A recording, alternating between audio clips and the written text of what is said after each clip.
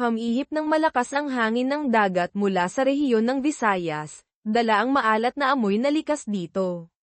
Si Nestor, isang biyudong mangingisda na ang mukha ay bakas ng hirap at araw, ay abalang nag-aayos ng kanyang lambat matapos ang isang araw ng kabiguan sa laot.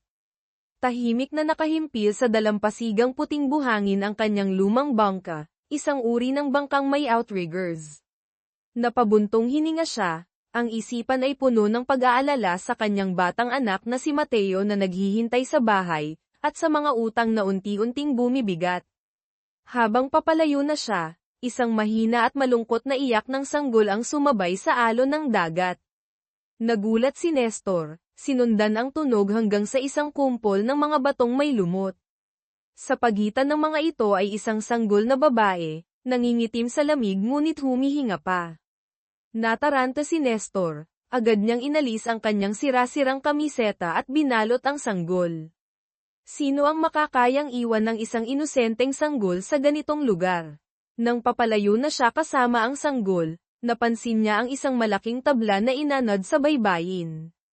Sa likod nito, may isang babae, nakadapa, hindi gumagalaw sa buhangin. Mabilis ang tibok ng puso ni Nestor. Inaba ito ng sanggol. Patay na ba siya? Sa kabila ng takot, nilapitan niya ito, marahang pinatihaya ang katawan. Sa ilalim ng papalubog na araw, nagulat siya sa kagandahan ng babae, mapatla ang mukha, basang buhok na nakadikit sa pisngi. Idinikit niya ang tainga sa dibdib nito, may mahina ngunit buhay na paghinga. Buhay pa siya. Walang pag-aalinlangan, binuhat ni Nestor ang babae at ang sanggol. Alam niyang hindi niya sila maaaring iwan. Nanaig ang kanyang malasakit kaysa sa takot. Dinala niya silang dalawa sa kanyang simpleng kubong gawa sa pawid. Sa loob ng kubo, sa ilalim ng mahinang ilaw ng lampara, unti-unting nagkamalay ang babae. Dahan-dahan niyang iminulat ang mata, tumingin sa kisame na gawa sa dahon ng nyog, at saka kay Nestor na nakaupo sa tabi niya. Lahat sa paligid ay bago sa kanya, at napakapayak. Ang kanyang alaala ay isang malawak na kawalan. Sa mahinahong tinig, tinanong ni Nestor kung naaalala ba niya kung ano ang nangyari. Umiling ang babae, natataranta, habang dumadaloy ang mga luha sa kanyang pisngi. Hindi, wala akong maalala, mahinang bulong niya. Ang naaalala ko lang, may anak akong babae. Hindi niya alam ang kanyang pangalan, kung sino siya, ni kung saan siya nagmula. Biglang umiyak si Mateo, halos 1 taong gulang na anak ni Nestor, mula sa duyan. Sa likas na damdaming maternal, pilit bumangon ang babae, kinuha si Mateo, at marahang pinatahan. Tila kusang loob, inangat niya ang kanyang kamiseta para padedehin ang bata. Napako ang tingin ni Nestor sa eksenang iyon. Isang matapang na ideya ang pumasok sa kanyang isipan. Ilang buwan nang patay ang kanyang asawa dahil sa karamdaman, iniwan siyang mag-isa kasama si Mateo. Mahirap na nga ang buhay, mas lalo pa ito ngayon. Ngunit, baka ito ang pagkakataong bigay ng langit. Isang bagong asawa, isang ina para kay Mateo. Matapos ang sandaling pag-aalinlangan, huminga ng malalim si Nestor at itinago ang kanyang kaba. Lumapit siya sa babae at mahinahong sinabi, "Huwag kang mag-alala, mahal. Si Mateo ay anak din natin. Ako si Nestor, ang iyong asawa." Napatingin ang babae sa kanya, malaki ang mata, puno ng pagtataka at kaunting pag-asa. "Asawa, anak?" Pautal-yutal niyang tanong. "Kung ganun, ano ang pangalan ko?" Seryosong tumingin si Nestor. Napansin niya ang makinang na pink na perlas na singsing sa kanyang daliri, isang alahas na halatang hindi para sa isang simpleng mangingisda. Saglit siyang tumigil, at saka nagsabi, "Ang pangalan mo ay Perla, dahil sa suot mong singsing." Ang babae, ngayoy si Perla, ay dahan-daang tumango, pinanghahawakan ang bagong pagkakakilanlan na parabang ito lang ang tanging sinag ng liwanag sa kanyang madilim na alaala. Sa katotohanan, ang tunay na pagkatao ni Perla ay si Isabel, ang asawa ni Eduardo Del Marco, isang mayaman at makapangyarihang negosyante sa Maynila. Noong araw na iyon, si Isabel, kasama ang kanyang asawa at ang kanilang anak na si Angela, ay nag-e-enjoy sa isang marangyang cruise sakay ng kanilang private yacht. May sorpresa si Eduardo para sa anibersaryo ng kanilang kasal, isang romantikong sandali sa ilalim ng langit. Magkayakap silang dalawa sa deck ng barko, nagpapalitan ng matatamis na salita ng pagmamahalan. Ngunit ang tagpong iyon ay nakita ni Corazon, ang matagal ng kasambahay ng pamilya, na may matang pan ng inggit at puot. May anak rin si Corazon, si Ramon, ngunit ang buhay nilang mag-ina ay malayo sa marangyang pamumuhay ng mga Del Marco. Bakit ang anak ni Isabel ay isinilang na may gintong kutsara sa bibig, samantalang ang anak ko ay kumakain ng tira? Sa dibdib ni Corazon, dahan-daang tumitindi ang galit at pagkamuhi. Biglang dumilim ang kalangitan. Kumulog, kumidlat, at mabilis na sumalakay ang isang bagyo. Malalakas na alon ang hamampes sa barko, kaya't ito'y halos matamba. Corazon, iligtas mo sina Isabel at Angela. Dalhin mo sila sa loob ng cabin, sigaw ni Eduardo habang pilit ini-steer ang barko pabalik sa pampang. Ngunit isang dambuhalang alon ang tumama sa kanya, natamba siya at nawalan ng malay matapos mabangga ang ulo. Habang si Isabel ay buong lakas na yakap ang anak, sinubukan niyang makarating sa loob ng cabin. Ngunit dumulas siya at nahulog sa dagat. Sa isang desperadong hakbang, naabot niya ang railing ng barko gamit ang isang kamay, habang ang kabilang kamay ay mahigpit pa ring nakakapit sa anak. Corazon, tulungan mo ako, sigaw ni Isabel, puno ng takot at pagmamakaawa. Agad namang lumapit si Corazon at hinawakan ang kamay ni Isabel. Ngunit sa kanyang isipan, biglang sumulpot ang larawan ng kasiyahan ng mag-asawa, at ang buhay na matagal na niyang pinapangarap. Isang madilim at mapanganib na ideya ang lumitaw, bakit hindi ako? Bakit hindi ang anak ko? Kung mawawala si Isabel, maaaring sa kanya na mapunta ang lahat. Si Eduardo, ang yaman, ang kapangyarihan. Unti-unting nanlamig ang kanyang mga mata. Isa-isang binuksan ni Corazon ang mga daliri ni Isabel mula sa pagkakakapit sa kanya. Hindi, huling sigaw ni Isabel bago siya at ang anak ay tuluyang lamunin ng alon. Nang magkamalay si Eduardo, si Corazon ay umiiyak, at isinaysay na nalunod sina Isabel at Angela sa gitna ng bagyo. Sa sobrang sakit, halos tumalon si Eduardo sa dagat, ngunit ang kanyang katawan ay mahina na, at wala siyang lakas upang lumangoy. Pag-uwi sa mansyon, sinimulan ni Corazon ang kanyang plano. Sa harap ng lahat, isa siyang maamong babae, tapat at nagdadalamhati. Ngunit sa likod ng kanyang mga ngiti, isa siyang babaeng may kalkuladong hangarin, ang maging ginang ng Del Marco. 20 taon ang lumipas. Sa isang payapang baryo sa tabi ng dagat, si Angela, ngayon ay si Fasay, ay isang dalagang maganda at mapagmahal. Inalagaan siya ni Nestor na parang tunay na anak. Si Mateo, anak ni Nestor, ay lamaking masipag at maalaga, palaging pinoprotektahan ang kanyang ate, Fasay at ina, Perla, Isabel. Sa simpleng bahay sa tabing dagat, nabubuhay silang masaya at puno ng pagmamahalan, kahit walang karangyan. Si Perla, kahit nawalan ng alaala, ay isang mabait, masinop at mapag-arugang ina at asawa. Samantala, sa Maynila, natupad rin sa wakas ang mga pangarap ni Corazon. Nakatira siya sa mansyon ng Del Marco, bihis mayaman, at ikinukwento sa lahat na siya ang asawa ni Eduardo. Ngunit sa puso ni Eduardo, na araw-araw ay binabagabag pa rin ang pagkawala ng kanyang tunay na pamilya, si Corazon ay mananatiling isang kasambahay. Ngayon, todo bihis si Corazon, at nagyaya kay Eduardo na samahan siya sa groundbreaking ceremony ng bagong proyekto ng kumpanya. Hindi mo trabaho yan. Bakit ka sasama? Malamig na tanong ni Eduardo, halatang pagod at walang gana. Pero, asawa mo ako, hindi ba? Mahinang sagot ni Corazon, pilit nagpapakabait ngunit may halong pait ang tinig. Tumalikod si Eduardo, nanlalamig ang boses, isa lang ang asawa ko, at siya ay si Isabel. Tandaan mo ang lugar mo, Corazon. Isa kang kasambahay. Iniabot niya ang isang tseke. Yan ang para sa panggastos at tuition ni Ramon sa ibang bansa. Huwag kang maghangad ng higit pa. Sa totoo lang, 20 taon na ang nakalipas mula nang, dahil sa awa kay Corazon matapos ang aksidente at dahil sa kanyang sariling pangangailangan ng kasama sa buhay, pinanatili ni Eduardo si Corazon bilang tagapangalaga ng bahay. Binayaran rin niya ang lahat ng gastusin sa pag-aaral ng anak nitong si Ramon. Tumango si Corazon sa kasunduan, ngunit sa kanyang puso ay may naglalagablab na galit at ambisyong maging tunay na ginang ng Delmarco.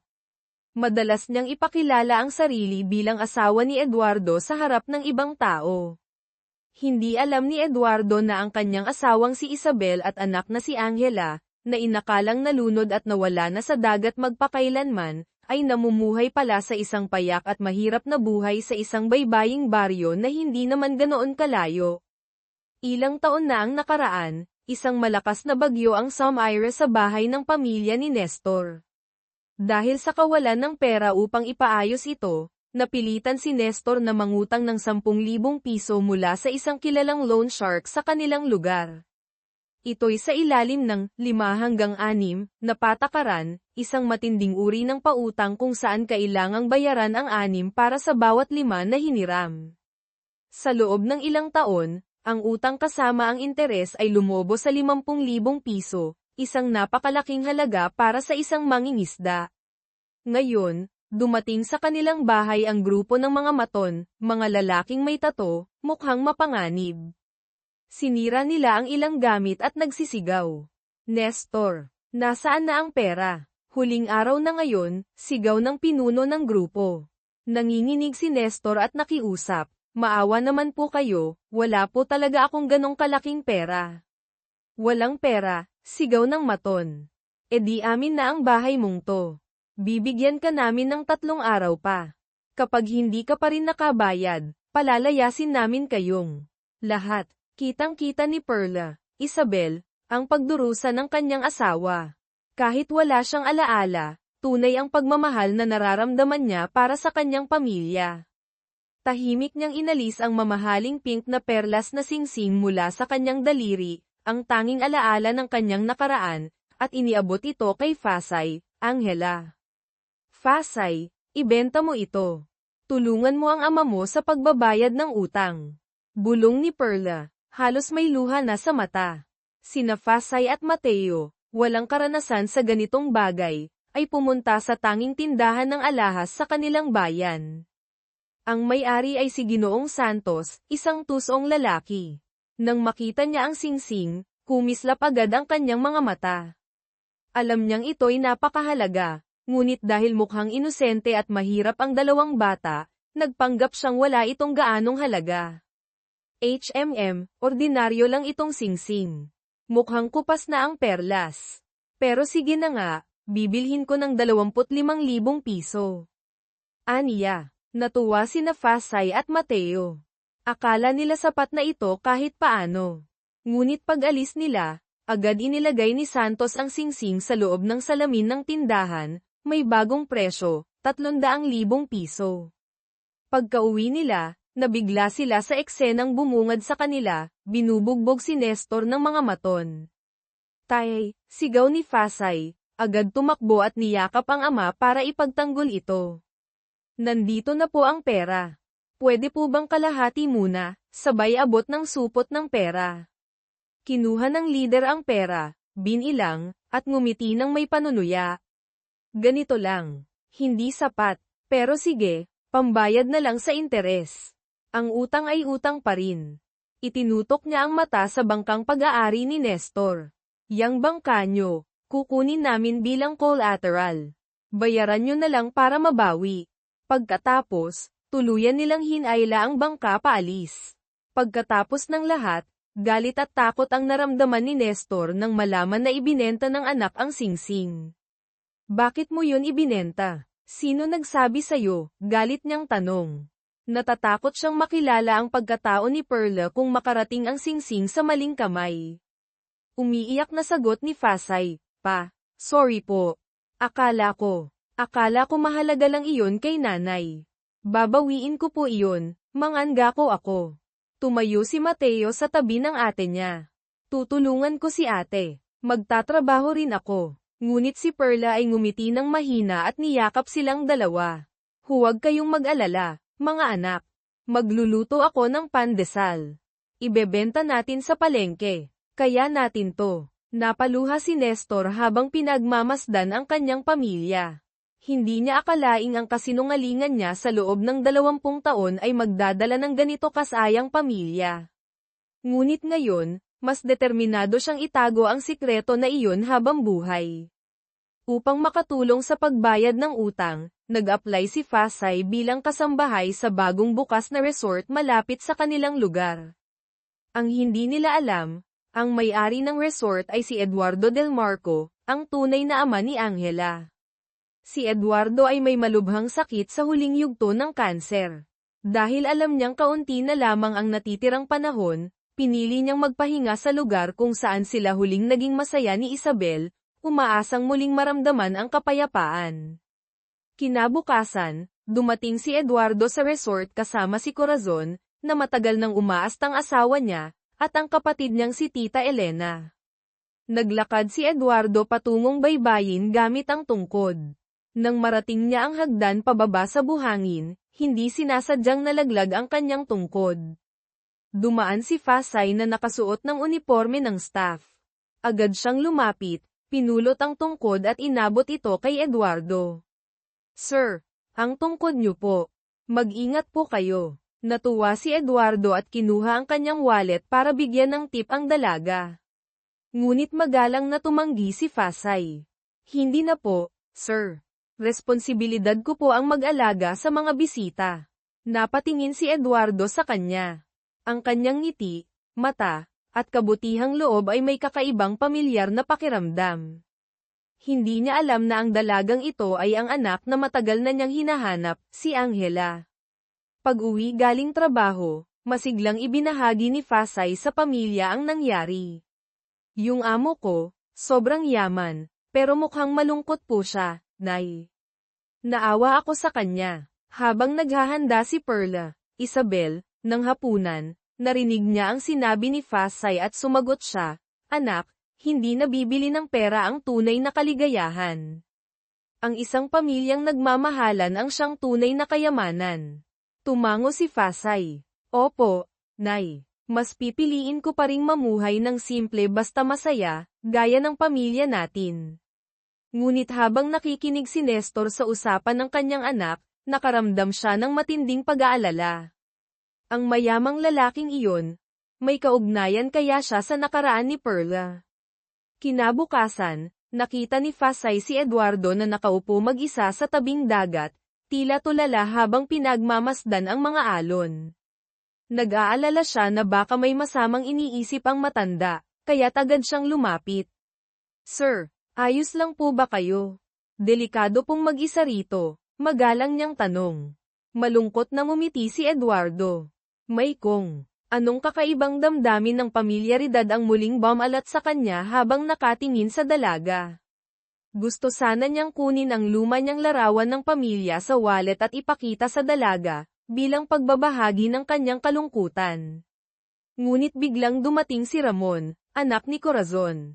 "Sir Eduardo, hinahanap na po kayo ng lahat." "Tara na po," sabi ni Ramon habang may matalim na tingin kay Fasay. Naputol ang usapan. Muling lumampas ang pagkakataong sila'y magkaalaman.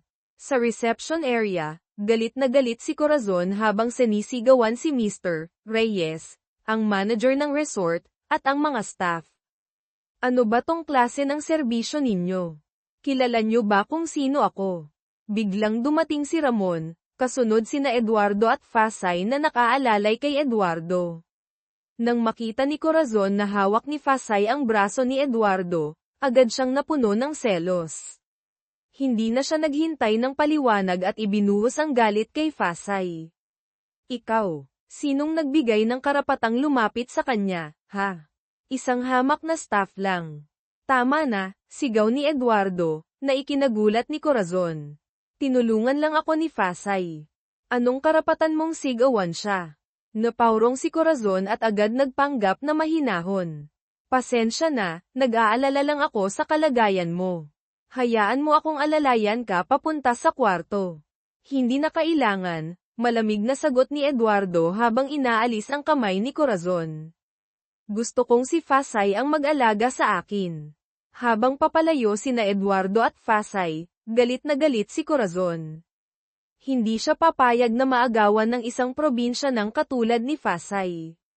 Maya-maya, hinarap ni Corazon si Fasay ng mag-isa. Inaakit mo si Sir Eduardo, ano? Gusto mong maaga ang kayamanan niya.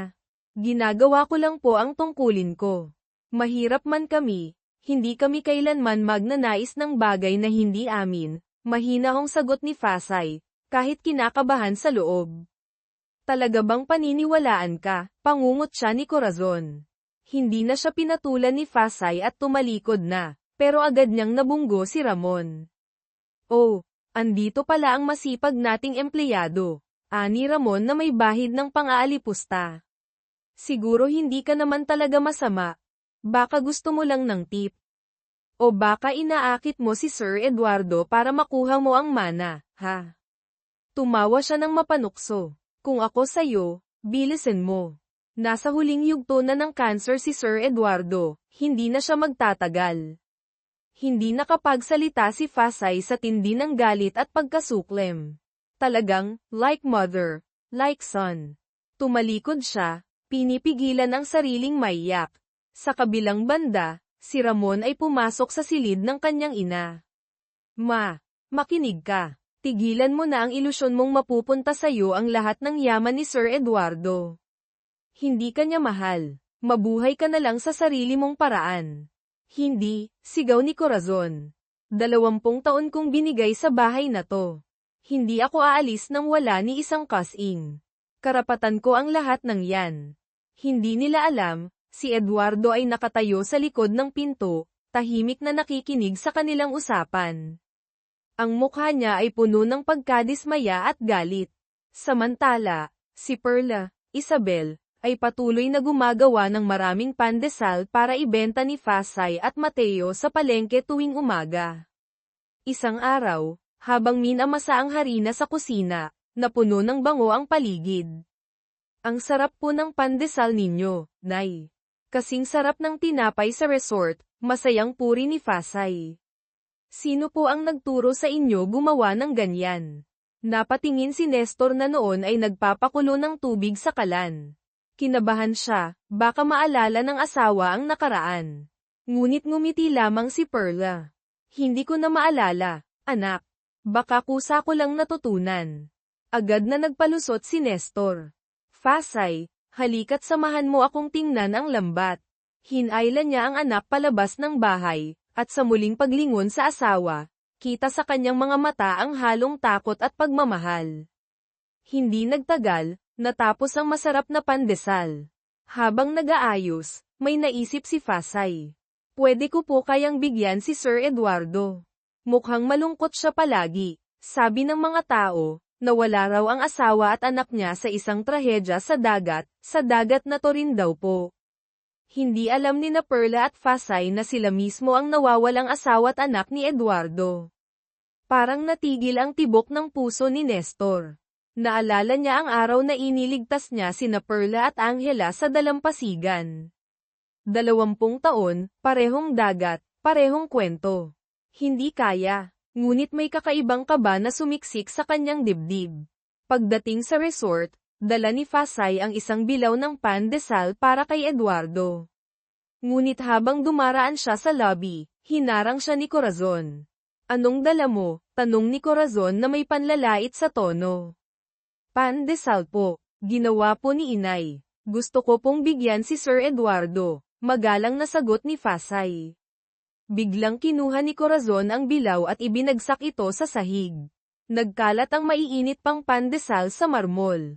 Hindi pa siya nakontento, inirampa niya ang kanyang mamahaling sapatos at marahas na tinapakan ang mga tinapay. Probinsya ng marumi. Sinong nagsabing pwede mong dalhin ang basurang to dito? Galit niyang sigaw. Linisin mo to ngayon din, sabay talikod at umalis, bitbit ang kasiyahang na ipaghiganti niya ang sarili. Hindi niya alam, Sa bawat yapak niyang dumadagdagan ang hinanakit at paghihirap ng isang inosente, si Fasay, ang batang minsang isinuko niya sa dagat. Nanatiling nakatayo si Fasay, mga luha sa mata habang dahan-daang pinupulot ang mga tinapay.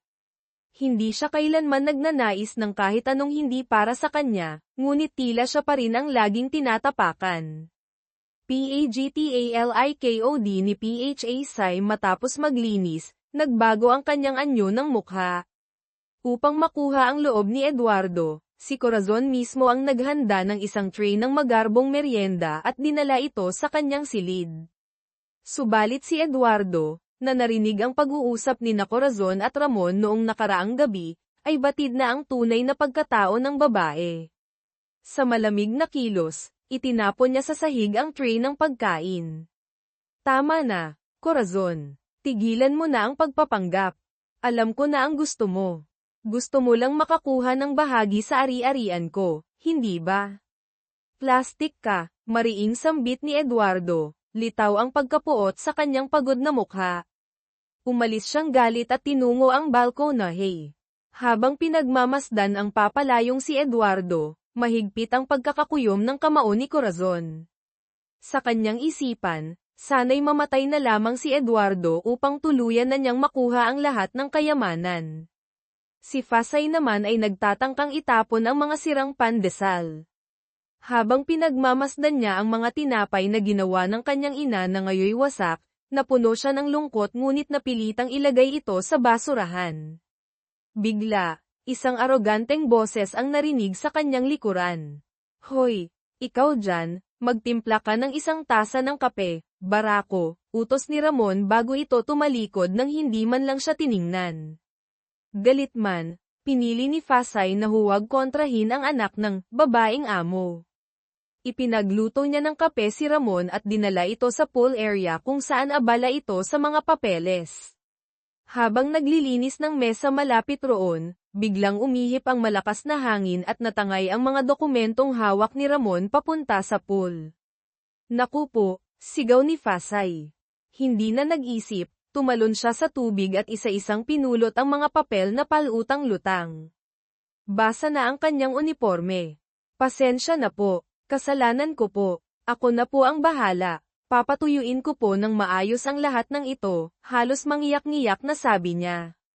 Nais sanang magalit ni Ramon, pero nang makita niya ang kalagayan ng dalaga, basang-basa ngunit determinadong sagipin ang kanyang mga dokumento, napangiti siya ng bahagya. Sige na, patuyuin mo na lang. Kinabukasan, isa-isang isinasampay ni Fasay ang mga natuyong papel sa isang pansamantalang sampayan sa likod ng dormitoryo. Dumaan si Eduardo at napansin ito. Fasay, anong ginagawa mo? Tanong niya. Sir, nabasa ko po ang mga dokumento ni Sir Ramon kahapon. Pinapatuyo ko po ngayon, paliwanag niya. Napangiti si Eduardo sa pagiging responsable ng dalaga. Kinuha niya ang isang papel para silipin. Ngunit pagkabasa niya ng ilang linya, nagbago agad ang kanyang mukha, namula ito sa galit. Agad siyang tumakbo palapit kay Ramon. Ramon, ikaw, wala kang utang na loob, sigaw niya. Pinalaki kita, pinag-aral, at binigyan ng trabaho. Gagantihan mo ako ng ganito. Ang dokumento pala ay planong magtayo ni Ramon ng bagong resort na magiging kalaban ng pag-aari ni Eduardo, gamit ang mga impormasyon ng kumpanya. Negosyo lang po ito, sir. Walang personalin, tugon ni Ramon nang walang kabog-abog. Negosyo. Tawag mo sa pagnanakaw ng impormasyon negosyo. Dumating si Corazon upang awatin sila, ngunit nang malaman ang nangyari, agad siyang nagtungo kay Fasay at sinampal ito. Ikaw ang may kasalanan. Ginusto mong mabasa ang mga papel para malaman ni Eduardo, ano? Hindi po totoo. Hindi ko po sinasadya, umiiyak na depensa ni Fasay. Hindi nakinig si Corazon. Sa galit at takot, agad niyang pinaalis ang dalaga. Tanggol ka na. Umalis ka rito ngayon din. Lumuhad si Fasay at nagmakaawa, Ma'am, maawa po kayo. Kailangan ko po talaga ang trabahong ito. Ngunit wala ng puso si Corazon. Umalis. Umiiyak, umalis si Fasay. Sa bahay, Habang nag-aayos ng lambat si Perla, bigla siyang nanlumo sa sakit ng ulo. Dahan-daang bumalik ang ilang alaala, dagat, barko, lamig, at takot. Nawalan siya ng malay. Sakto namang kara-rating lang ni Fasay. Tinawag niya si Mateo at dinala nila si Perla sa health center. Sa ulirat, naalala ni Perla ang kanyang pagkakalunod. Ikinwento niya ito kay Nestor, na agad namang kinabahan. Baka bumalik na ang alaala ni Perla. Ikinwento rin ito ni Perla kay Fasay sa bahay. Biglang nagalit si Nestor. Guni-guni lang yan. Kalimutan mo na. Wala yang katotohanan. Nagulat ang mag-ina. Bakit bigla siyang nagalit? Sa health center kanina, sinabi ng nurse kay Nestor, ang mga sakit sa ulo at panaginip ay maaaring senyales na bumabalik na ang alaala ng pasyente. Kung babalik ang alaala ni Perla, mabubunyag ang kasalanang. Itinago ni Nestor sa loob ng 20 taon. Habang madalas pa rin bumabalik si Eduardo sa resort upang alalahanin ang kanyang pamilya, isang araw ay bigla siyang inatake sa puso sa tabing dagat. Buti na lang naroon si Mateo at agad siyang nasagip. Dinala siya sa ospital. Pagdating sa ospital, dumating sina Corazon at Tita Elena, at sa halip na mag-alala, nag-away pa sila tungkol sa mana ni Eduardo. Kapag may masamang nangyari sa kuya ko, lagot ka sa akin, Corazon, galit na sabi ni Tita Elena. Anong karapatan mong humingi ng kahit ano? Ako ang tunay na kapatid niya. Ikaw, isa kang katulong, habang buhay. Nagngingit-ngit si Corazon ngunit wala siyang naisagot. Alam niyang totoo ang sinabi ni Tita Elena. Lalong tumindi ang kagustuhan niyang maaga ang yaman sa legal na paraan.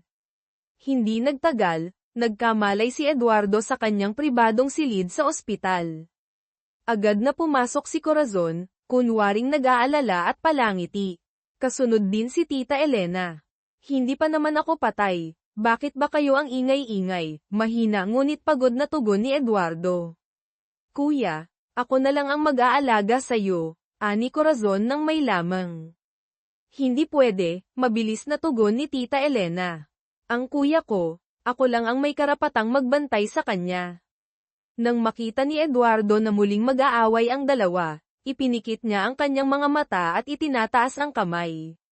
Wala nang kailangan. Ang gusto ko, si Fasay ang mag-alaga sa akin. Pareho silang napanganga. Muli na namang si Fasay. Agad nagtungo si Corazon sa baryo at nabutang tumutulong si Fasay sa kanyang ina.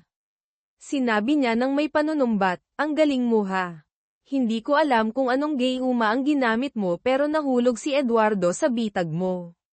Plano mo rin bang agawin ang yaman niya tulad ko? Dumating rin si Tita Elena sakay ng kotse. Kahit hindi niya gusto si Corazon, may pagdududa rin siya kay Fasay. Ikaw ba si Fasay? Gusto ka ni Kuya na magbantay sa kanya. Pero tandaan mo to, huwag kang magkakamaling umangkin ng hindi sayo.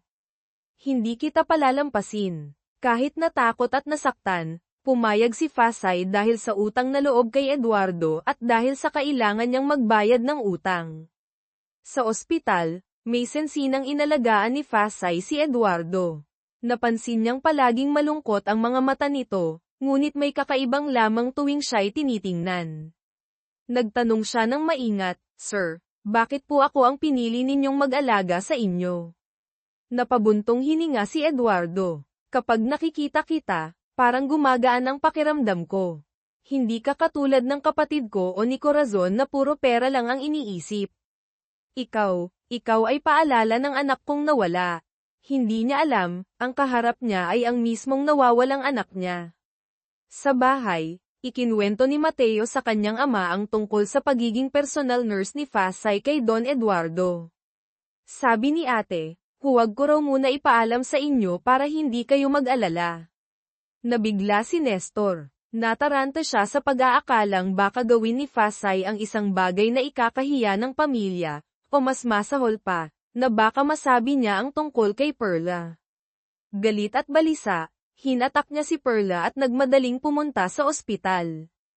Halika, tingnan natin kung ano ang ginagawa ng anak mong si Fasay doon. Pagdating sa silid ni Eduardo, napako ang tingin ni Perla sa mukha ng matandang lalaki. Nestor, parang pamilyar siya. Parang nakita ko na siya noon, mahina niyang sabi habang sinusubukang alalahanin ang nakaraan. Kinabahan si Nestor. Nang akmang hahawakan ni Perla ang mukha ni Eduardo, mabilis niya itong pinigilan. Ano ka ba? Baka istorbohin mo ang may sakit. Agad niya itong pinaharap palayo.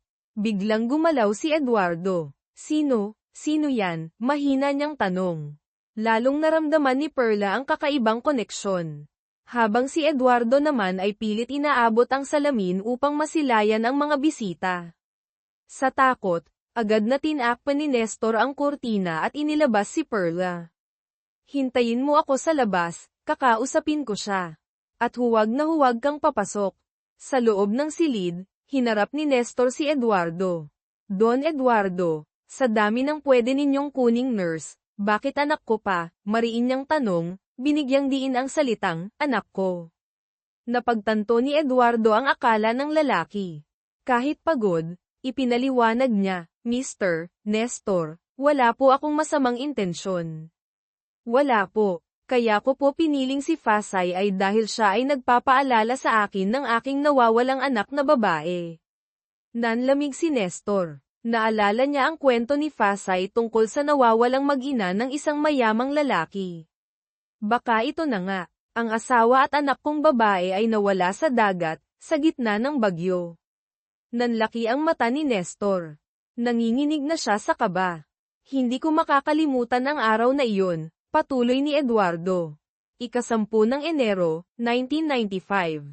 Anibersaryo ng aming kasal. Namutla si Nestor. Alam niya, iyon din ang araw kung kailan niya natagpuan si Perla at ang sanggol sa tabing dagat. Wala nang duda, si Eduardo ang tunay na asawa ni Perla, at ang ama ni Fasay. Sa labas ng silid, pabulong na inuulit ni Perla ang pangalan, Eduardo. Eduardo. Parang may kirot sa puso niya ngunit hindi niya maipaliwanag. Biglang dumating si Fasay. Mama, anong ginagawa mo rito? Nagulat si Perla, ngunit sinunod ang bilin ni Nestor. Nag-alala ang papa mo baka may masamang balak si Don Eduardo, kaya sinamahan niya ako rito. Nagpanik si Fasay. Baka magkaroon ng hindi pagkakaintindihan. Papasok na sana siya nang biglang lumabas si Nestor. Balisa. Ayos lang ang lahat. Sigurado akong mabuting tao si Don Eduardo. Tara na, hinayla niya si Perla paalis. Sa daan, patuloy sa pagtatanong si Perla. Ramdam niyang may tinatago si Nestor. Nang hindi siya sagutin, nagpumilit siyang bumalik sa ospital. Ngunit hinayla siya ni Nestor. Huwag kang makulit. Uwi na tayo, halos isinisigaw nito. Sa bahay, hindi siya mapakali. Paulit-ulit sa kanyang isip ang mga sinabi ni Eduardo. Alam niyang mali ang ginawa niya. Ngunit 2 dekada na siyang kasama ng mag-ina. Paano kung mawala sila sa kanya? Pagkatapos ma-discharge ni Eduardo at bumalik sa resort, pinili niyang panatilihin si Fasay bilang personal assistant. Bukod sa kabutihang loob nito, pinapagaan niya ang pangungulila ni Eduardo sa anak. Galit na galit si Corazon ngunit hindi makapalag. Ngunit sa loob-loob niya, hindi siya papayag na manaig si Fasay.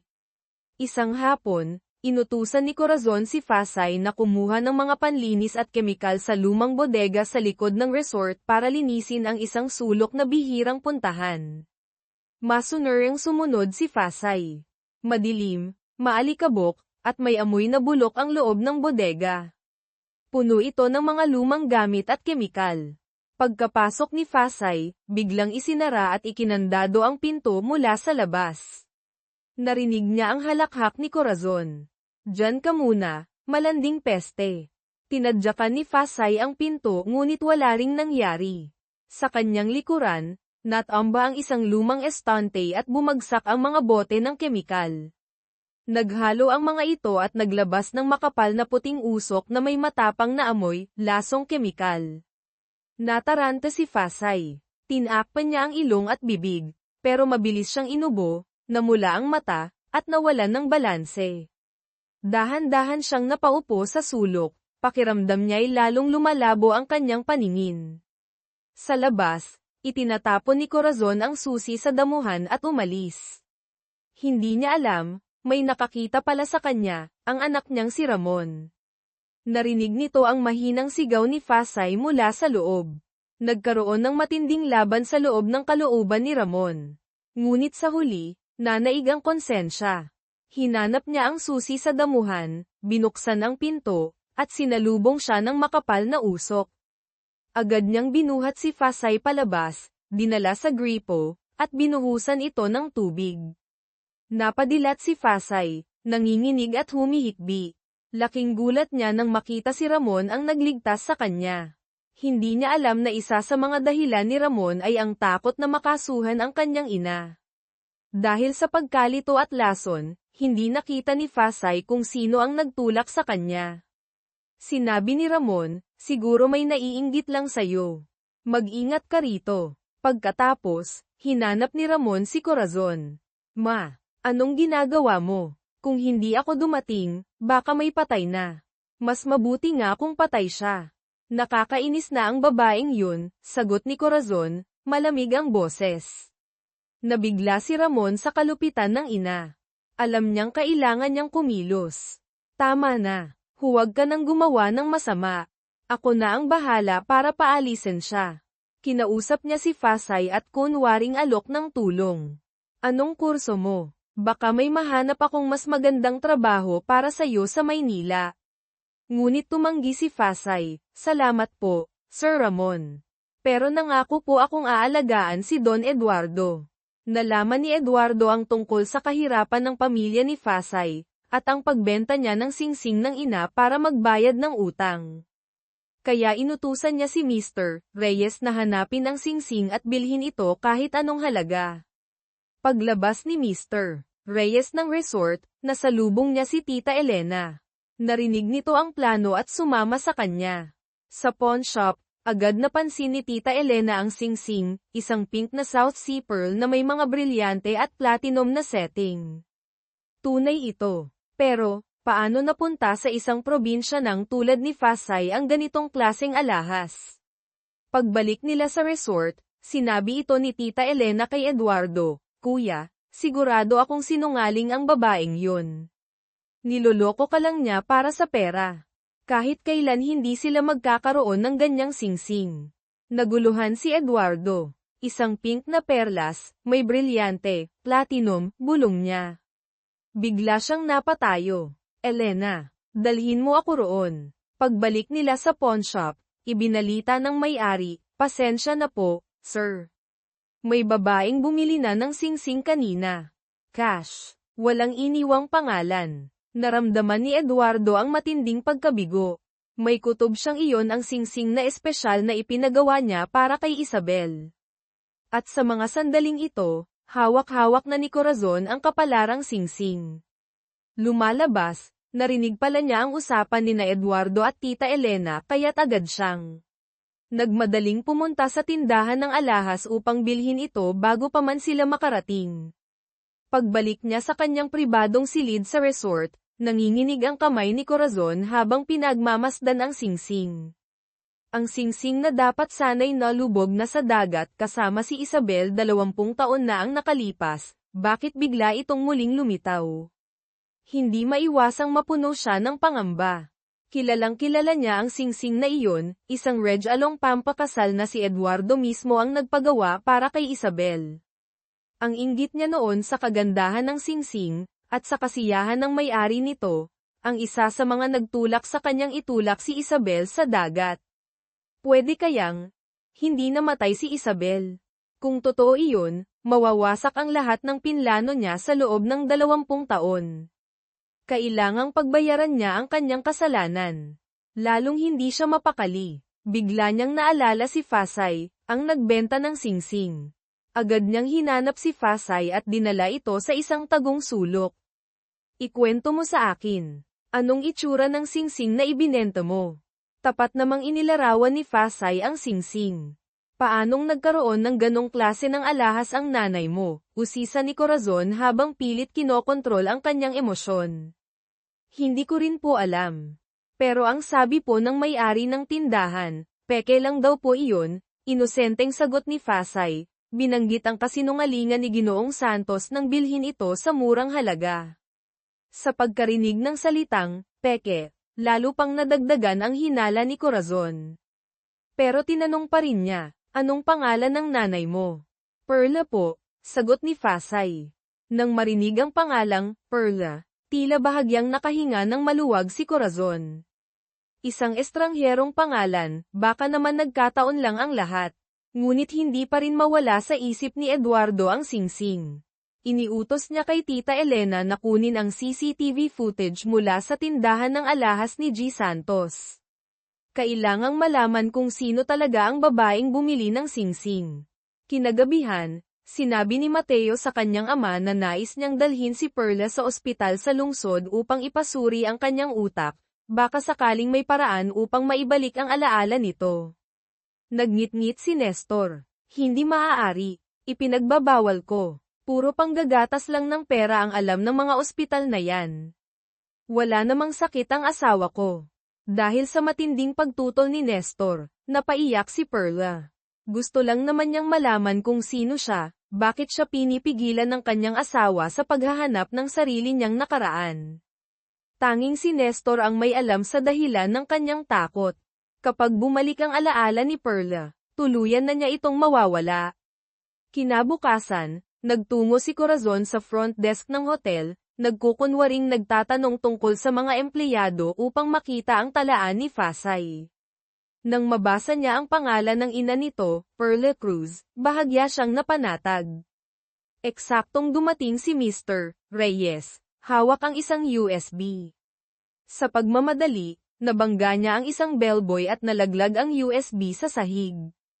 Agad niya itong pinulot at bumulong, buti hindi nasira. Nakita ito ni Corazon at kinutuban. Hinarang niya si Mr. Reyes. Ano yan?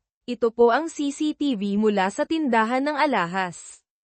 Pinakuha ni Ginoong Eduardo para malaman kung sino ang bumili ng singsing ng ina ni Fasay, sagot ng manager. Namutla si Corazon. Bago pa siya makaisip ng dahilan, dumating si Tita Elena at agad inagaw ang USB. Ako na ang magdadala nito kay Kuya Eduardo. Lubos na kinabahan si Corazon. Kapag nalamang siya ang bumili ng singsing, masisira ang lahat ng plano niya. 20 taon ng panlilinlang ang mawawala. Sa opisina ni Eduardo, binuksan ang CCTV. Sa screen, lumitaw ang babaeng nakasombrero at nakasuot ng salamin, si Corazon, habang binibili ang singsing. Muntik nang mahulog ang puso ni Corazon sa kaba. Mabuti na lang at mahusay ang kanyang pagbabalat kayo. Hindi makita ang mukha, sabi ni Tita Elena, may halong pagkadismaya. Ngunit hindi ito nilubayan ni Eduardo. Tinitigan niya ang anyo ng babae at ang singsing. Halos sigurado na siyang iyon nga ang singsing ni Isabel. Ay zoom mo. Linawin ang mukha, utos niya. Habang pinoproseso ang video at papalinaw na ang imahe, biglang sinadyang mabuhusan ni Corazon ng tubig ang saksakan, dahilan upang mamatay ang monitor. Nako, sorry. Nadulas ang kamay ko, kunyaring gulat ni Corazon. Mabilis niyang inalis ang USB. Pwede bang ako na lang ang magbalik nito sa kwarto ko? Titignan ko sa laptop. Pinagdudahan siya ni Tita Elena. Ako na lang, sagot nito at inagaw ang USB. Sa gitna ng agawan, sinadyang ihulog muli ni Corazon ang USB sa sahig. Corazon, galit na sigaw ni Eduardo. Nang subukang isaksak muli ang USB sa ibang computer ni Mr. Reyes, hindi na ito mabasa. Sirang-sira na ang file. Galit na galit si Eduardo. Gawin ninyo ang lahat para ma-recover ang video. Nang umalis na ang lahat, doon pa lamang nakahinga si Corazon. Pero hindi pa rin siya mapakali. Kinagabihan, muling kinuha ni Corazon ang singsing at pinagnilayan ito. Kung buhay pa si Isabel, bakit hindi siya bumalik? Bakit nasa kamay ng ina ni Fasay ang singsing? Totoo ba ang pangalang Perla Cruz? Kinabukasan, dala ng matinding pagdududa, nagtungo si Corazon sa bahay ni Fasay. Tinawag niya si Nestor at diretsahang tinanong tungkol sa singsing. Natigilan si Nestor, namutla sa takot. Agad niyang pinalayas si Mateo sa tabi. Ipinakita ni Corazon ang singsing. Saan mo nakuha ito? Dahil sa takot na mabunyag ang lihim sa loob ng 20 taon, nagsinungaling si Nestor, ako, binili ko iyan sa Chang. Binili? Isang mahirap na mangingisda na katulad mo, paano mo mabibili ang ganitong klaseng alahas? Sarkastikong tawa ni Corazon. Nakita niyang nagsisinungaling si Nestor, kaya tinakot pa lalo, sabihin mo ang totoo, kung hindi, isusumbong kita sa pulis. Dahil sa matinding takot, napilitan si Nestor na mag-imbento ng isa pang kwento, pulot ko yan sa tabing dagat, sa bangkay ng isang babae, 20 taon na ang nakakalipas. Dahil sa kasakiman, kinuha ko ang singsing, at itinulak ang bangkay sa dagat. Nag-alinlangan si Corazon. Alam ba ng asawa mo ito? Gusto kong kausapin siya. Huwag. Pakiusap. Kapag nalaman niya na galing sa bangkay ang singsing na yan, baka matroma siya. Dahil tila totoo ang sinasabi ni Nestor at kumpirmadong patay na raw ang may-ari ng singsing, hindi na muna nang ulit si Corazon. Ngunit hindi niya basta-basta pinaniniwalaan si Nestor.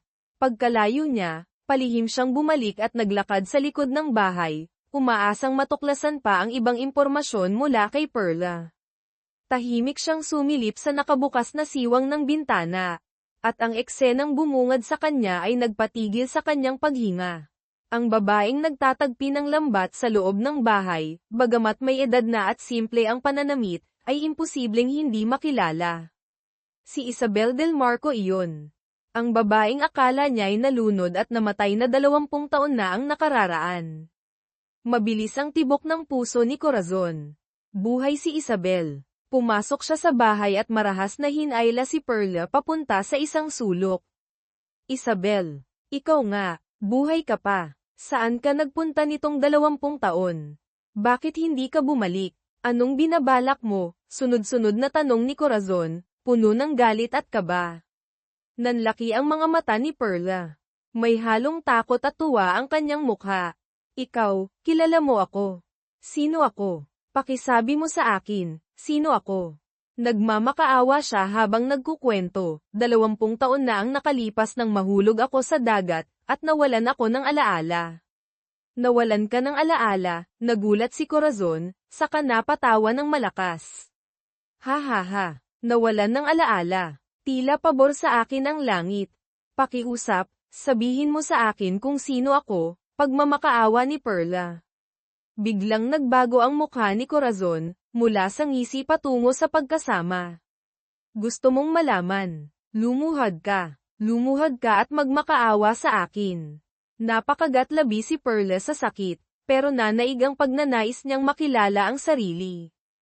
Unti-unti siyang lumuhad sa malamig na sahig. Masayang-masaya si Corazon. Sige, ipagmakaawa mo. Sabihin mong, Corazon, pakiusap, sabihin mo sa akin. Nilunok ni Perla ang pride niya. Corazon, pakiusap, sabihin mo sa akin. Ngunit sa halip na sabihin ang totoo, binago ni Corazon ang kwento. Gusto mong malaman kung sino ka. Dati kang katulong sa bahay ni Eduardo. Pero isa kang babaeng malandi at masama. Inggit na inggit ka kay Isabel kaya't ikaw ang pumatay sa kanya at sa anak niya noong lumubog ang yate. Ikaw ang mamatay tao. Malinaw na si Corazon ang tunay na may sala, pero siya pa ang nagparatang sa biktima. Kinagabihan, umuwi si Perla na tuliro, bitbit ang maling impormasyon. Inilahad niya ito kay Nestor habang humahagulgol. Sabi niya, isa raw akong katulong, na pumatay sa asawa't anak ni Eduardo. Nestor, alam mo na ba ang totoo kaya hindi mo ako hinayaang lumabas ng bahay at hanapin ang nakaraan ko? Hindi makasagot si Nestor. Alam niyang kasinungalingan ang sinabi ni Corazon, pero paano niya aaminin ang sarili niyang kasalanan? Dahil sa pananahimik ni Nestor, naniwala si Perla sa sinabi ni Corazon. Bilang isang likas na mabuting tao, hindi niya matanggap ang bigat ng kasalanang iyon. Kailangan kong pumunta kay Ginoong Eduardo, kailangan kong aminin ang lahat, kailangan kong magbayad sa kasalanan ko. Nagpanik si Nestor. Hindi niya maaaring hayaang magkita ang dalawa. Kapag nagkita sila, Siguradong makikilala siya ni Eduardo. Wawasakin ng katotohanan ang pamilyang itinayo niya. Sa kanyang pagkamakasarili, gumawa siya ng plano. Kinabukasan, dinala niya si Perla sa simbahan. Sa harap ng altar, nagkunwari siyang nagsisisi. Perla, mahal ko. Hindi totoo ang sinabi ni Corazon.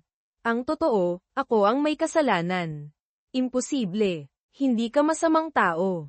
Aksidente iyon, Perla. Ako ang naging dahilan kung bakit nalubog ang yate. Takot akong makulong. Takot akong mawalan ka at ng mga bata. Nalito si Perla. Pero sa loob ng 2 dekada, naniwala at nagtiwala siya kay Nestor. Dahil sa pagmamahal, pinili niyang manahimik. At itago ang kasinungalingang ito habang buhay. Samantala, sa resort, nasa kwarto ni Eduardo sina Tita Elena at ang kanyang pamangkin. Habang natutulog si Eduardo, napansin ng pamangkin ang kanyang lumang pataka. Nang buksan ito, may nakita siyang lumang larawan. Tita Elena, Tita, tingnan mo ito. Itinuro niya ang larawan. Ang babae sa larawang ito, kamukha ni Ate Fasay at ni Kuya Mateo ang nanay nila. Habang hawak ni Tita Elena ang larawan, hindi siya makapaniwala. Larawan iyon ni Isabel noong kabataan niya. Tila binuhusan siya ng malamig na tubig. Kinuha ng pamangkin niya ang cellphone nito at ipinakita ang litrato na lihim niyang kinunan kay Perla noong dinalaw nito si Fasay sa resort. Tita, tingnan mo, magkamukha sila, di ba? Pinagkumpara ni Tita Elena ang 2 larawan. Diyos ko, iisang tao lang sila. Pakiramdam niya'y may mahalagang sikreto na malapit ng mabunyag. Agad nilang ginaisang si Eduardo. Nang makita ni Eduardo ang lumang litrato ni Isabel at ang litrato ni Perla sa cellphone, para siyang napatigil sa mundo. Bumilis ang tibok ng kanyang puso. Walang duda, siya si Isabel. Buhay pa ang kanyang asawa. Agad siyang nagpahayag, Tara, pupuntahan natin agad si Nestor. Kailangan ko siyang makita. Ngunit paglabas nila ng silid, nasalubong nila si Corazon na may pilit na ngiti. Nang makita ang pag-aapura ni na Eduardo, Tita Elena, at ng pamangkin, agad siyang kinabahan. May kutob siyang hindi maganda. Palihim siyang sumunod sa sasakyan nila. Nang makita niyang papunta sila sa barangay ni na Nestor, halos mabingi siya sa lakas ng tibok ng kanyang puso. Hindi maaari, hindi sila dapat magkita. Narating ni na Eduardo, Tita Elena, at ng pamangkin ang lumang bahay ni Nestor. Puno ng pag-asa, kumatok sila sa pinto. Ngunit isang di kilalang lalaki ang nagbukas. Pasensya na po, sino ang hinahanap ninyo? Si Ginoong Nestor Cruz at si Ginang Perla Cruz, sagot ni Tita Elena. Ibinenta na po nila ang bahay na ito. Ayon sa kanila, lilipat daw sila sa Maynila. Ilang araw na rin po silang wala rito. Tulala si Eduardo. Parang nawala na ang lahat ng kanyang pag-asa. Napaupo siya sa lupa, galit, at sobrang lungkot. Bakit? Bakit ganito ang tadhana, Isabel? Dahil sa matinding emosyon, inatake siya sa puso at nawalan ng malay. Mula sa likod ng mga puno, lihim na nanonood si Corazon. Ngumiti siya ng may kasiyahan. Nauna na siyang pumunta kay Nestor at binigyan ito ng malaking halaga, sabay pagsisinungaling na huhulihin na siya ng mga pulis dahil sa isang matandang kaso. Dahil sa takot, naniwala si Nestor at itinakas ang kanyang pamilya. Dinala ni Nestor ang kanyang pamilya sa isang barong-barong sa gilid ng Maynila. Ang balak sana nilang puntahan na kamag-anak ay matagal na rin palang lumipat. Wala silang matirhan at wala ring matakbuhan. Dito na nagtapat sina Fasay at Mateo sa kanilang mga magulang. Nanay, tatay, bakit po bigla tayong lumipat? Ano po ba talaga ang tinatakbuhan natin? Tanong ni Fasay habang lumuluha. Hindi makasagot si Perla. Hindi niya kayang ipaliwanag ang lahat. Lumabas siya ng bahay upang makahinga. Sa gitna ng dilim at kahirapan, muli na namang bumalik ang malalabong alaala ni Perla, ang yate, si Corazon, si Eduardo, at ang kanyang anak. Sumakit ang kanyang ulo, at nawalan siya ng malay sa gitna ng kalsada. Halos mabangga siya ng isang jeepney. Dinala siya ni Fasay at Mateo sa pampublikong ospital, na siyang parehong ospital kung saan nagpapagaling si Eduardo matapos siyang atakihin. Sa kwarto ni Eduardo, sinabi ng doktor kina Tita Elena at Corazon na malubha na ang kalagayan ng pasyente. Lumala ang kanyang kanser dahil sa matinding stress. Kung nais ninyong humaba pa ang buhay niya kahit kaunti, huwag ninyo siyang bibigyan ng karagdagang stress. Lihim na natuwa si Corazon sa narinig. Sa isip niya, mas mabuti kung agad nang mamatay si Eduardo para maisakatuparan na niya ang susunod na bahagi ng kanyang plano sa kayamanan. Samantala, sa kabilang bahagi ng ospital, nagkamalay na si Perla, Isabel, matapos isailalim sa emergency treatment. Sinabi ng doktor kina Fasay at Mateo, may mga palatandaan ng retrograde amnesia ang pasyente dahil sa matinding trauma. Ang mga pananakit ng ulo kamakailan ay maaaring dulot ng unti-unting pagbabalik ng alaala. Maaari tayong magrekomenda ng isang eksperto sa hypnotherapy sa Maynila upang tulungan siyang lubusang makabawi. Dahil sa bagong pag-asa, tuwang-tuwa sina Fasay at Mateo. Ngunit si Nestor, nakaka-rating lang din sa ospital, ay hindi mapakali at mistulang namumutla. Habang kumakain ng isang payak na hapunan sa inuupahang silid, nakiusap si Fasay sa kanyang ama, "Tay, maaari po ba nating dalhin si nanay sa espesyalistang doktor?" Napabuntong hininga si Nestor at nagdahilan, "Napakamahal ng gamutan sa Maynila, anak. Wala tayong sapat na pera para dyan." Mungkahi ni Mateo, "Pwede po nating gamitin ang natitirang pera mula sa pagbenta ng bahay." Sabi naman ni Fasay, "Maghahanap po ako ng dagdag na trabaho." Ngunit nanatiling matigas si Nestor sa pagtanggi. Hindi maintindihan ni Fasay at Mateo ang kakaibang kilos ng kanilang ama. Kinagabihan, pumasok si Nestor sa kwarto kung saan mahimbing na natutulog si Perla. Habang pinagmamasdan ang asawa, sumagi sa kanyang isipan ang 20 taon nilang pagsasama, ang pagmamahal ni Perla at Mateo sa kanya, at ang kabutihan ni Fasay. Umiiyak ang kanyang budi. Marahil, oras na upang itama ang lahat. Hindi niya maaaring maging makasarili at ipagkait ang katotohanan. Hindi na niya kayang ipagpatuloy ang kasinungalingang ito. Matapos ang matinding paglalaban ng damdamin, tuluyan na siyang nagpasya. Naalala niya ang numerong ibinigay ni Tita Elena kay Fasay para sa pamangkin nito. Palihim niyang kinuha ang cellphone ni Mateo at hinanap ang numerong iyon. Nang gabing iyon, lumabas siya at nagtungo sa pinakamalapit na pampublikong telepono. Nanginginig ang kanyang boses habang nagsalita, "Hello. Pakiusap, pakinggan ninyo ako. Ang asawa at anak ni Ginoong Eduardo Del Marco, si Ginang Isabel at si Angela, buhay pa. Bukas ng tanghali, eksaktong alas 12, dadalhin ko sila sa lobby ng Ospital X upang makipagkita sa kanya. Pakiusap, ipagbigay alam ninyo ito kay Ginoong Eduardo." Pagkatapos sabihin ito, ibinaba ni Nestor ang telepono. Mabigat ang kanyang pakiramdam, ngunit may kaunting ginhawa sa kanyang puso dahil sa wakas ay hinarap na niya ang katotohanan. Nagpasya siyang ibalik sina Isabel at Angela kay Eduardo. Hindi alam ni Perla, Isabel, ang anumang nangyari. Tahimik siyang naghintay sa ospital, umaasang sisunduan siya ng asawang akala niya ay si Nestor. Pagbalik sa ospital, tinanaw ni Nestor si Perla sa bintana. "Isabel, Angela, sana'y maging maligaya kayo," bulong niya bago siya tuluyang lumisan. Samantala, agad ibinalita ni Tita Elena at ng pamangkin ang magandang balita kay Eduardo. Hindi siya makapaniwala, lumuha siya sa sobrang tuwa. Kaagad niyang tinawagan ang 2 pinagkakatiwalaang gwardya at inutusan sila, kasama si Tita Elena, na tahimik na maghintay sa lobby kinabukasan. Kapag may lalaking dumating kasama ang isang babae at isang dalaga, tiyakin na huwag itong papalayain hanggat hindi na ipapaliwanag ang lahat. Subalit, palihim palang nakikinig si Corazon sa usapan nila. Nang marinig niya ang plano, nanlumo siya sa takot. Kapag nagkita sina Isabel at Eduardo, at kapag nagsalita si Nestor, malalantad ang lahat ng kanyang kasalanan. Kailangan niyang pigilan ang pagkikita sa kahit anong paraan. Kinabukasan, agad kumilos si Corazon. Nagkunwari siyang nakikipagtalo kay Tita Elena upang malihis ang atensyon. Habang hindi nakatingin si Tita Elena, itinulak niya ito pababa sa hagdang bakal. Napilayan si Tita Elena at hindi makalakad ng maayos.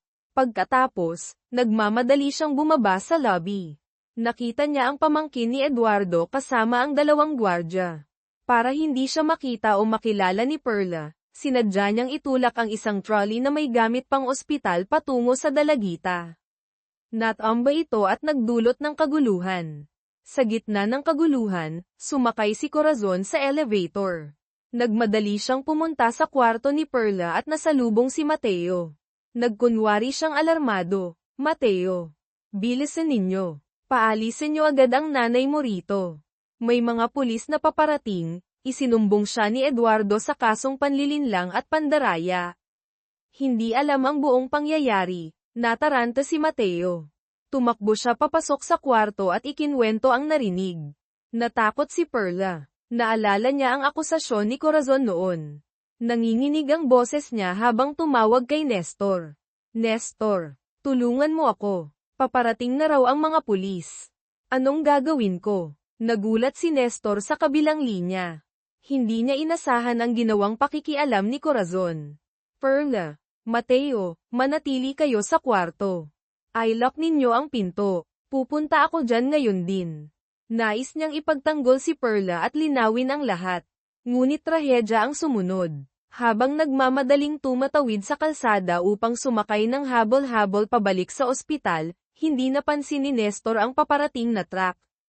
Nasagasaan siya. Sa ospital, narinig ni na Perla at Mateo ang ingay ng banggaan at sigawan. May kutob silang masama. Tumakbo sila palabas at laking gulat nila nang makita si Nestor na duguan at wala ng malay sa gitna ng kalsada.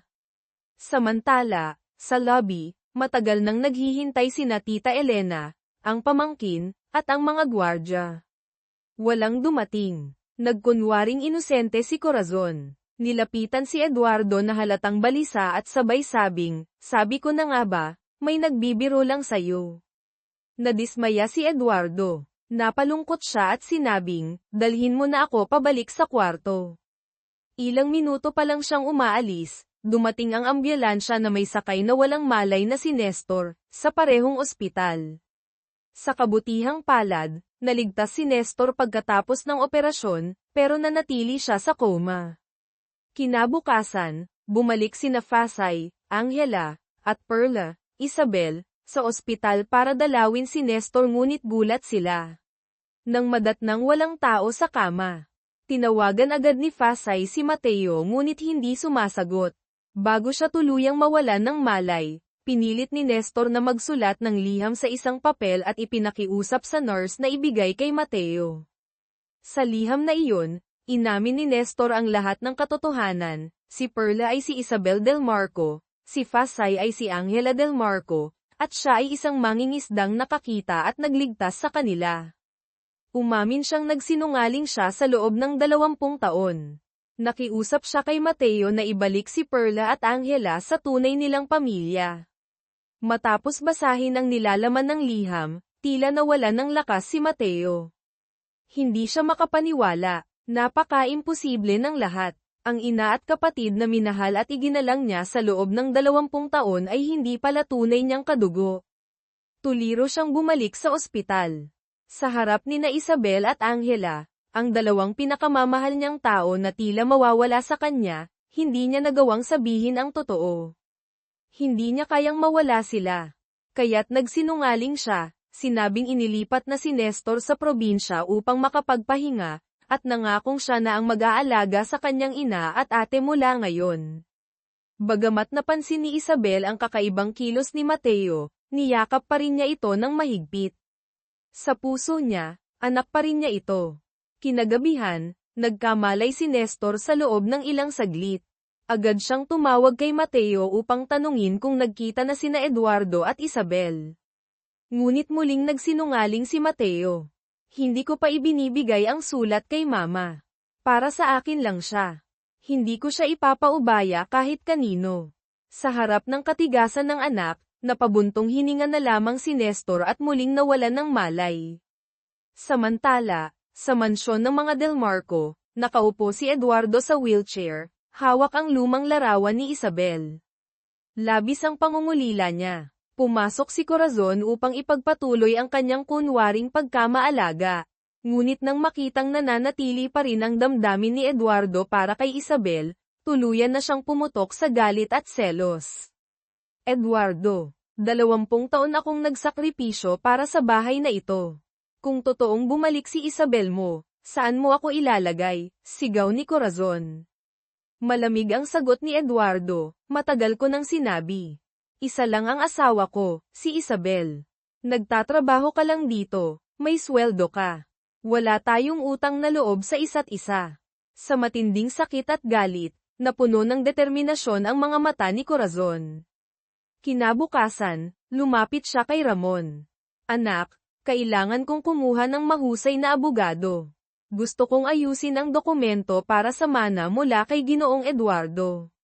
Ngunit nadidismaya na si Ramon sa ina. Mama, tama na. Tigilan mo na ang ilusyon mo. Kinuha niya ang dyaryo at itinuro ang anunsyo ni Eduardo Del Marco, naghahanap kay Isabel at Angela, may gantimpalang 5 milyong piso sa makapagbibigay ng tamang impormasyon.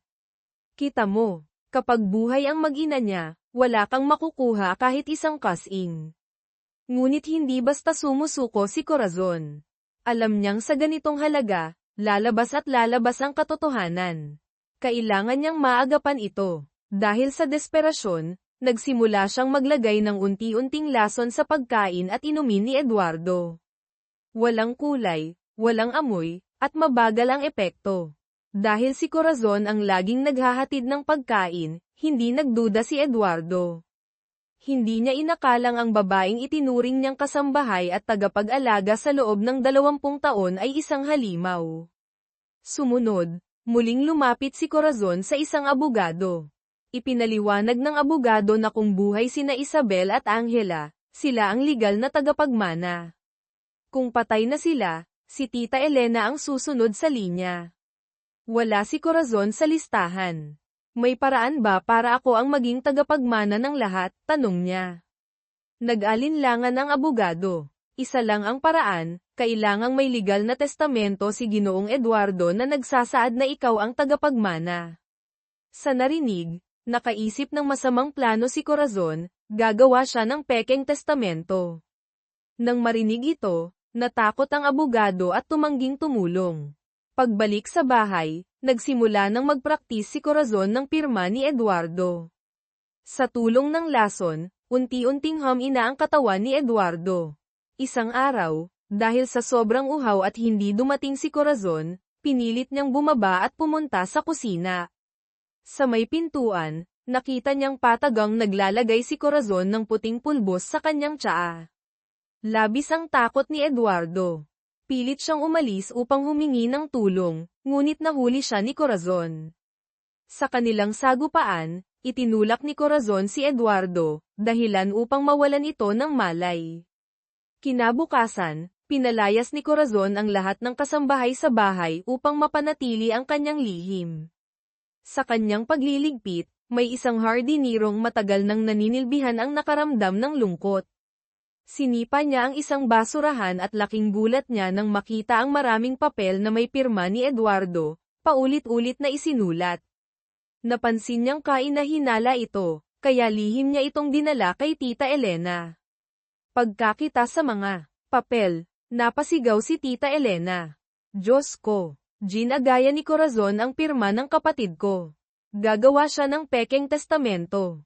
Upang mailigtas ang kapatid, nagpa siya si Tita Elena na hanapin sina Isabel, Perla, at Angela. Naalala niya ang pampublikong ospital na nabanggit noon ni Fasay.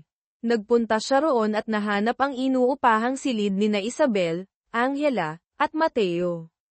Ikinwento niya ang lahat ng kanyang hinala, ang matinding karamdaman ni Eduardo, ang pagkalulong nito, at ang posibilidad na siya'y binibigyan ng lason.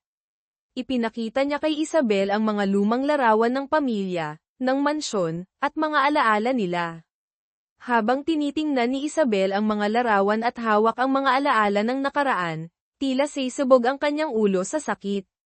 Ngunit sa halip na mawalan ng malay, bigla siyang nabuksan.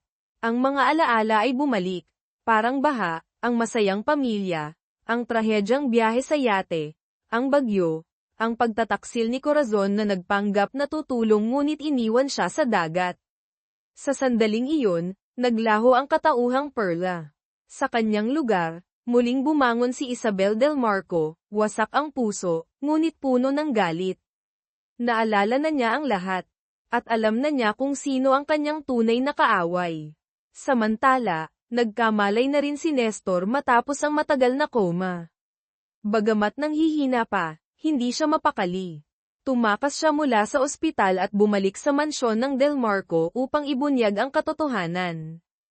Pumasok siya sa lumang gate ng mga kasambahay. Natagpuan niya si Eduardo, payat, nakarete, at halos walang lakas.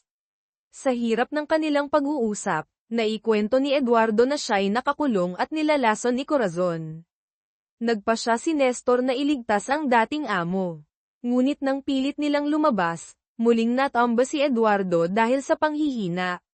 Sa layuning bigyan ng lakas ng loob si Eduardo, bamulong si Nestor, Ginoong Eduardo, si Ginang Perla at si Fasay, sila ay sina Isabel at Angela. Buhay sila. Nasa Maynila sila. Sa pagkakaalam na buhay pa ang kanyang mag-ina, biglang nabuhayan ng loob si Eduardo. Pilit siyang tumayo, humawak kay Nestor. Ngunit bago pa sila makalayo, biglang bumukas ang ilaw. Naroon si Corazon, kasama ang mga bagong gwardyang umalalay sa pinto. Nang makita ni Corazon ang tangkang pagtakas ni Nestor, inilabas niya ang baril at tinutok sa kanya.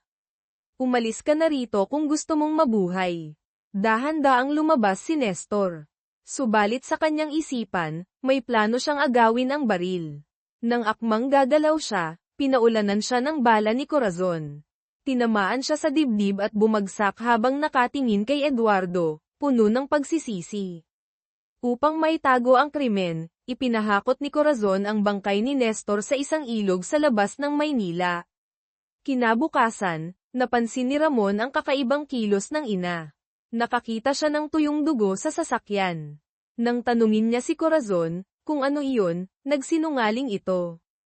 Nabahala si Corazon at agad lumapit sa binayarang abogado.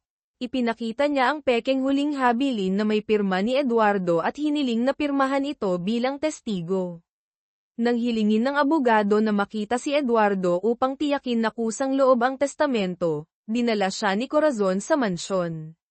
Ngunit pagkakita sa walang malay na Eduardo, nag-alinlangan ang abogado. Biglang bumukas ang mga mata ni Eduardo at mahina niyang sinabi, tulungan ninyo ako. Mag-ingat kayo, si Corazon, gusto niya akong patayin. Nabigla ang abogado. Ngunit pagharap niya, tinutukan na siya ni Corazon ng baril. Napilitan siyang pirmahan ang pekeng dokumento. Pagkatapos, binugbog siya ni Corazon at ipinahakot sa kanyang mga tauhan tulad ng ginawa niya kay Nestor. Akala ni Corazon ay tapos na ang lahat. Hindi niya alam, sa mismong anak niya magmumula ang kanyang kapahamakan. Patago, pumasok si Ramon sa silid ni Eduardo.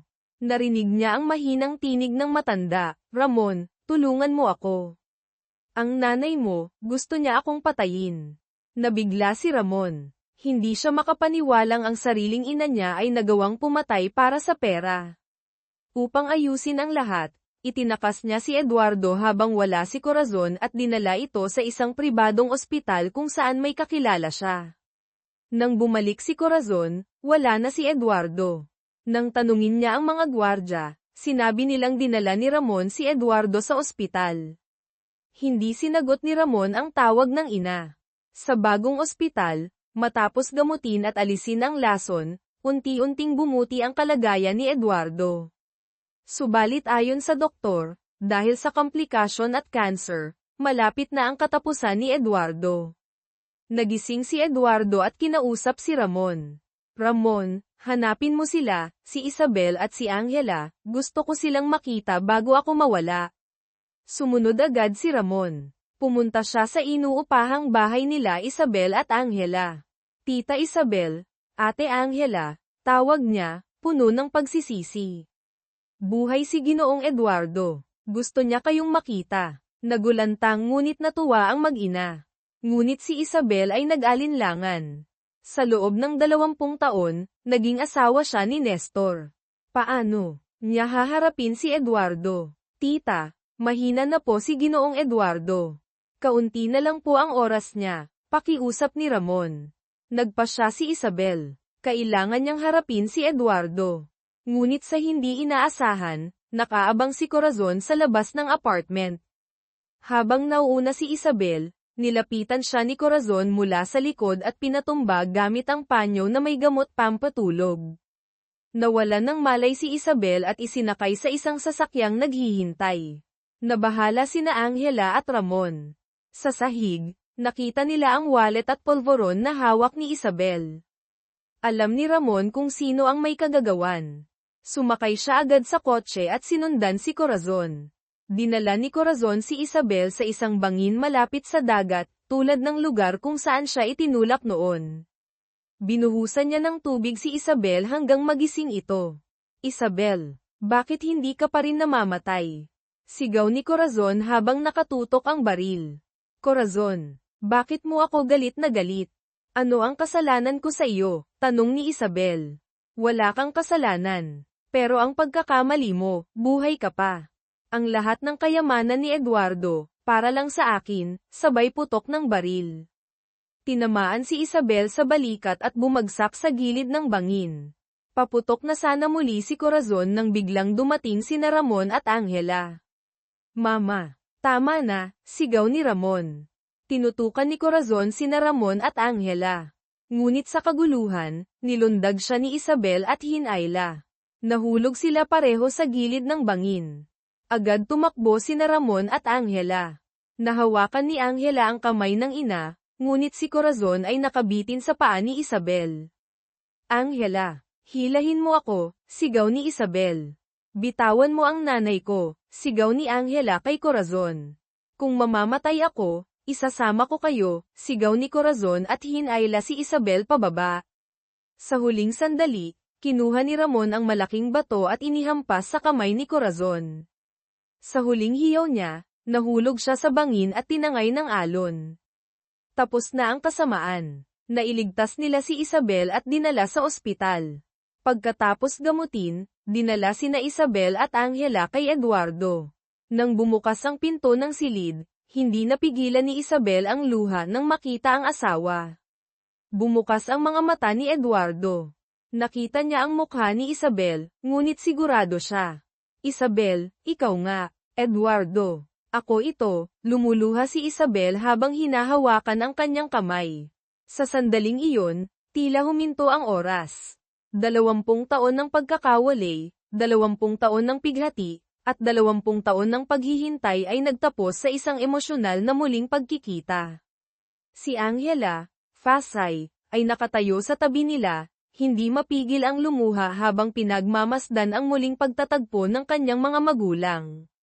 Si Ramon naman ay tahimik na nakatayo sa may pintuan, lumuha rin ng may pagsisisi ngunit puno ng tuwa para sa kanila.